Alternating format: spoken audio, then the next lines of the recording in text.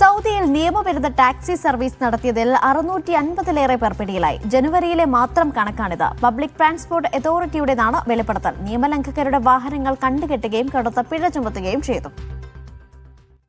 സൗദിയുടെ വിവിധ ഭാഗങ്ങളിലായി നടത്തിയ പരിശോധനയിലാണ് നിയമലംഘകർ പിടിയിലായത്. പബ്ലിക് ട്രാൻസ്പോർട്ട് അതോറിറ്റിയുടെ ലൈസൻസ് ഇല്ലാതെ നിയമവിരുദ്ധമായി ടാക്സി സർവീസ് നടത്തിയവരാണ് പിടിയിലായവരിൽ ഭൂരിഭാഗവും. 614 പേരാണ് ഇത്തരത്തിൽ സ്വകാര്യ വാഹനങ്ങൾ സർവീസിനുപയോഗിച്ചതിന് പിടിയിലായത്. 75 പേരെ നിയമവിരുദ്ധമായ രീതിയിൽ യാത്രക്കാരെ കയറ്റിയതിനും അറസ്റ്റ് ചെയ്തതായി അതോറിറ്റി വെളിപ്പെടുത്തി. ഈ വർഷം ജനുവരിയിലാണ് ഇത്രയും പേർ പിടിയിലായത്. അറസ്റ്റിലായവരിൽ നിന്ന് വാഹനങ്ങൾ പിടിച്ചെടുക്കുകയും കനത്ത പിഴ ചുമത്തുകയും ചെയ്തു.